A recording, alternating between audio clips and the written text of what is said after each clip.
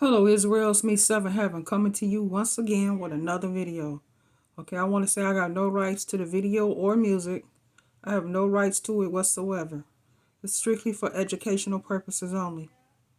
Let's get into it, Israel. See what's up on this planet. People are catching with their cameras.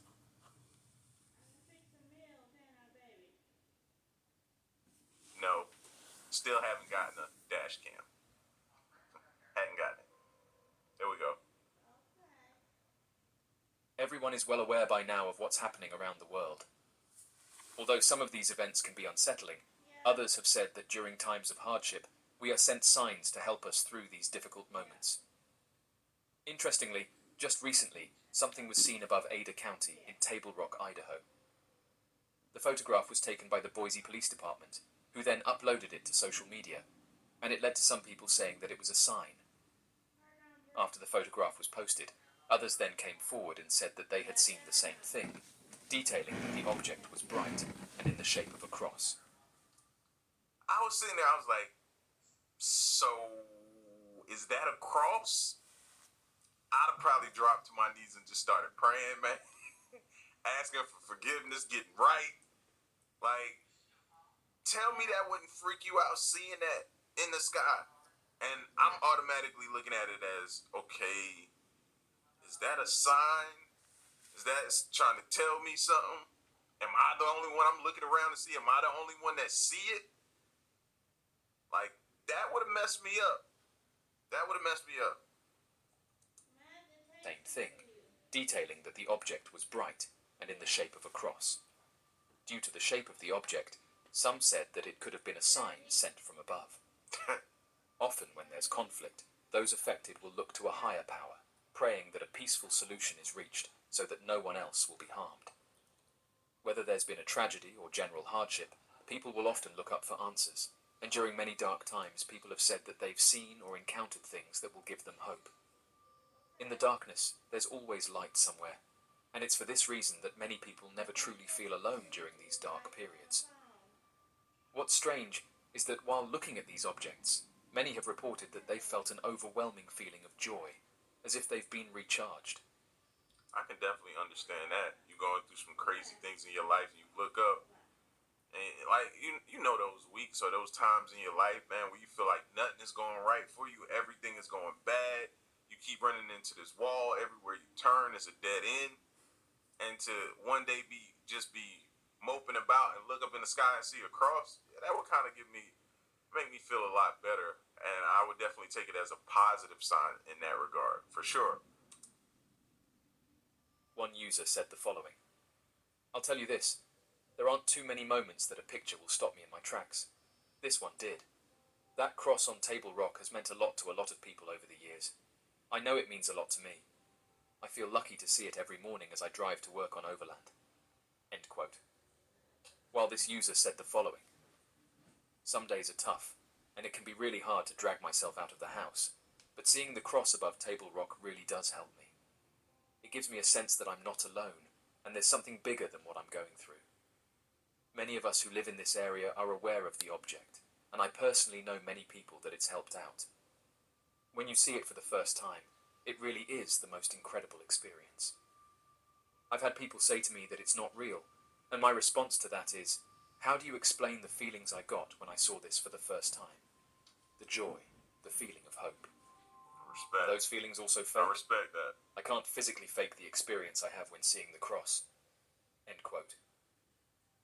Another user shared the following story: "My grandfather would wear a cross around his neck, and one particular occasion we were driving through Table Rock. He was a firefighter, and he was telling me about some old stories. One story that he always regrets was when he and his team were attending to a house fire of an elderly couple. The team didn't get there in time, and the elderly woman inhaled a lot of smoke, which caused her health to deteriorate. My grandfather always blamed himself, and said that if they were a few minutes early, perhaps the outcome could have been different. Just as he was saying how he felt bad and that it was his fault, this giant cross appeared in the sky as we were driving through Table Rock. I remember that he broke down in tears. He viewed that experience as a higher power telling him that it wasn't his fault, and the fact it appeared at the sad part of the story makes us think that something was sending him a message. He said that he Like, think about this, y'all. Like, this, if it was put there by man, by somebody built that and put that up there, you know what I mean? It's foggy in the photo or whatever, so it could be sitting at the top of a mountain. But just think about this. What if somebody took that and actually did that around the country now? Don't shoot the messenger, because some people may feel as though it's infringing on other people's religious beliefs. I'm just saying, for those of you who don't feel that way, imagine putting it. Do y'all think that could have effect on like stuff like crime? Like, maybe people will look up and see that and maybe not make certain bad decisions. Not everybody. Some people gonna do what they do regardless. It's hard to believe that Mint Mobile can be good at just $15 a month. So, as Mint's new owner, I brought in one of our first and oldest customers, Wasim McNavy. Welcome to Mint, Ryan. So you've had Mint for years. Any issues? No, the service has been great. And under my ownership, it's going to get even better. How? No idea. Still $15 a month, though, right? Yep. How about Taco Wednesday? Nobody's done that before.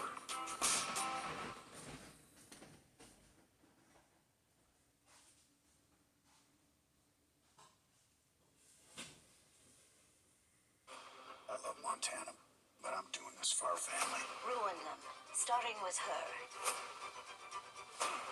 Signing this is a declaration of war. We're already at war. Almost burned. Almost burned. It's just in them to be evil. But some people aren't all the way converted over to that completely, totally evil. And having something like this up, do you think that could possibly change their mind or make them think it's not worth it? And even if it did to a few, it would be worth it to put something like this up? I don't know, I'm just asking. This is really making me think about a lot of things. And hearing him talk about different people's different accounts when they've seen this. he's never forgotten that experience Interesting. and says that it was one of the greatest things he ever witnessed. He no longer feels bad about the story and understands that some things are out of his control. End quote.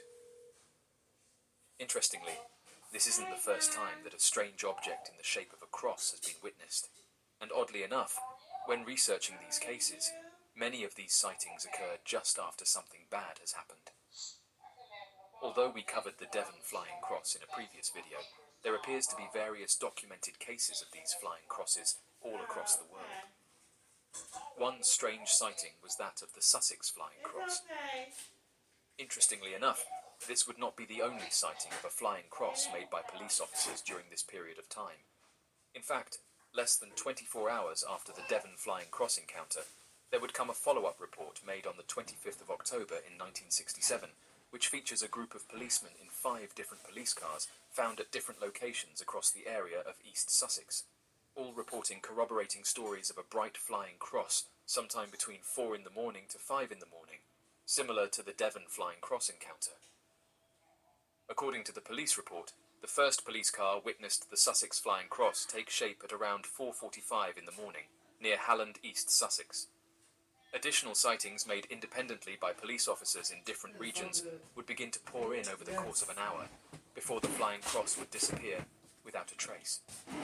Again, the British Ministry of Defence would provide the explanation that the sightings of the flying cross were merely mistaken sightings of Venus in the night sky. The Dorset Coast flying cross encounter. The last known flying cross sighting during that month would be made 24 hours after the East Sussex sighting, and 48 hours after the Devon flying cross encounter, and would be referred to as the Dorset Coast flying cross encounter. Unfortunately for the eyewitness, no police officers would come forward to confirm the sighting themselves. What does that look like to y'all? Does that not look like a certain someone on the cross? What does that look like to y'all right there?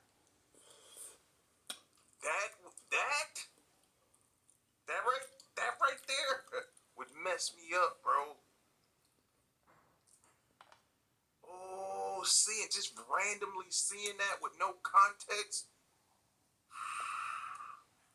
However, a 50-year-old man by the name of Mr. Angus Brooks, a retired administrator for the British Overseas Airways Corporation for the company's Comet fleet, and an ex-military photographic interpreter, would detail the entire event that took place on the 26th of October of 1967. According to Mr. Angus Brooks, as he was walking on Moyne Down, alongside the Dorset coast, and a mile south of Awermoyne on the A354, it was around 11:25 in the morning when he noticed a vapour trail in the sky that seemed to vanish without a craft in sight. Shortly after noticing this strange sighting, Mr. Brooks began to feel a force 8 gale, a strong wind that could easily have thrown him about.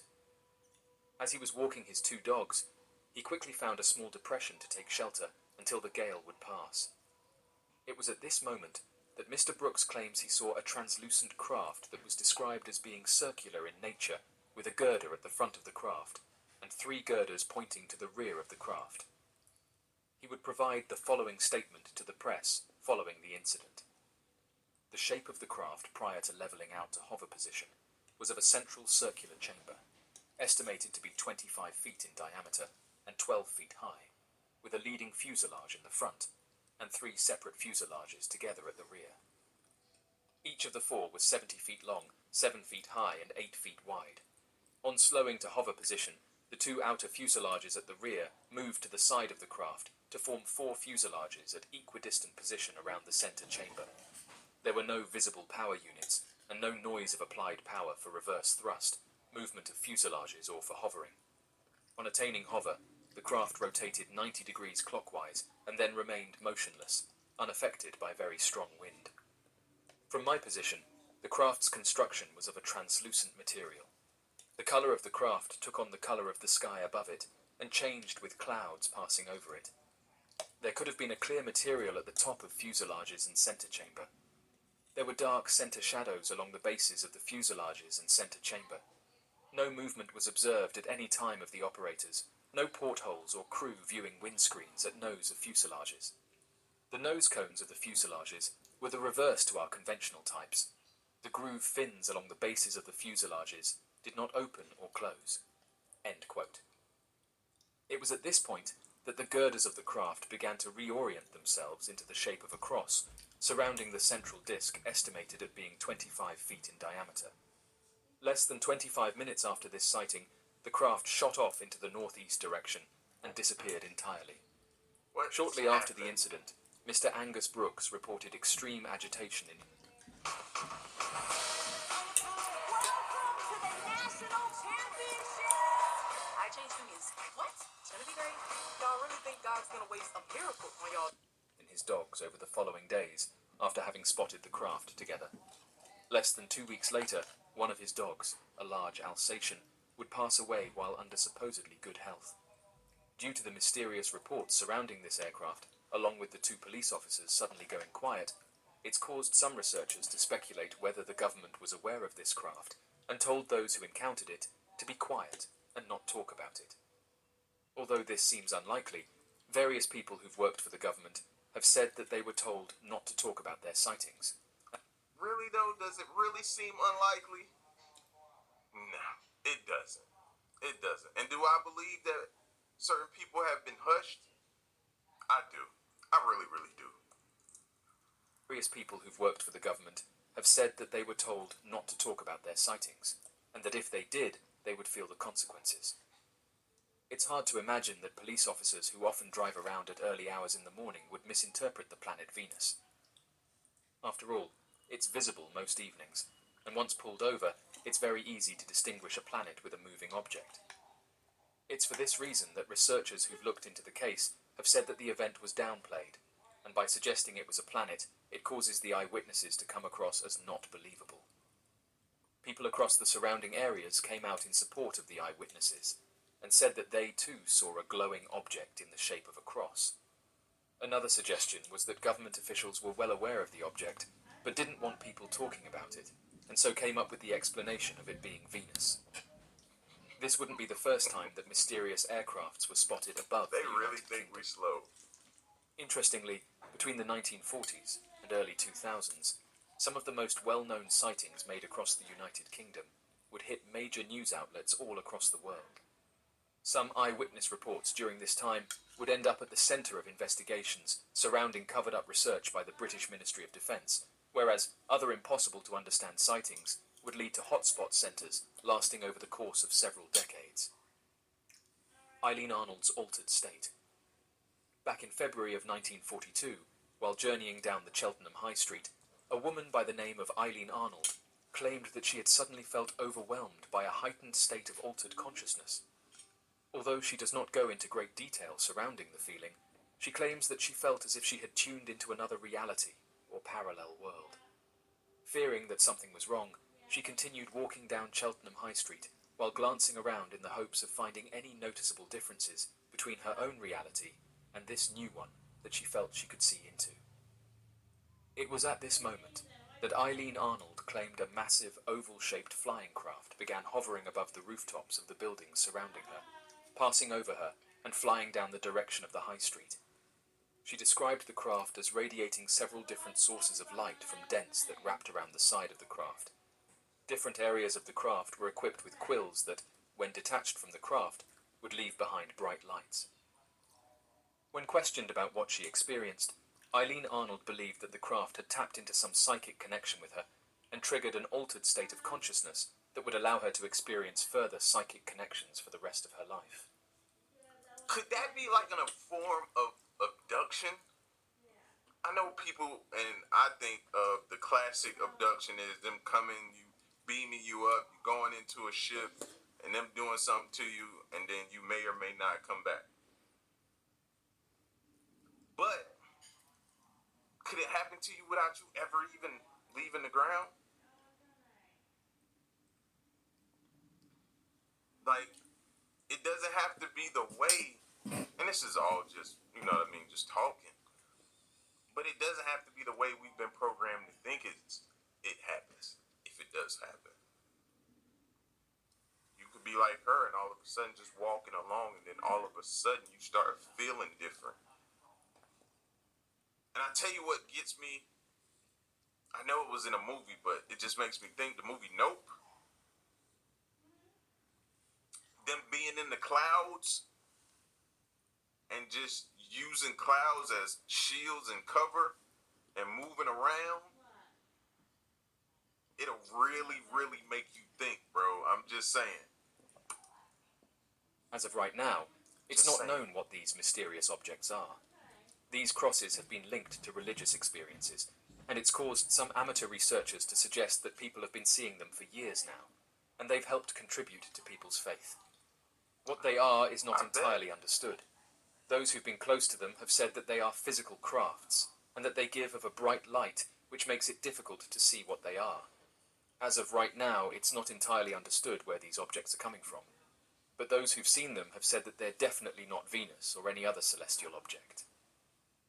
These strange aircrafts are still being sighted to this day, with many of them being seen above zones that are engaged in conflict. Soldiers have also come forward and detailed their encounters with them, with one individual saying that their encounter happened back in 2002, describing the object as looking like a bright cross, and saying that it hovered in the sky, motionless, before making a quick exit. To this day, they're not sure what it was that they had witnessed, but their description is eerily similar to other eyewitnesses.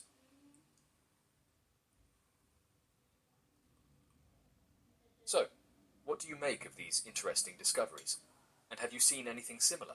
All right, Be sure Israel. to leave Take your it for what it questions and is. answers in the Much comments love, section Israel. below, and help us to grow this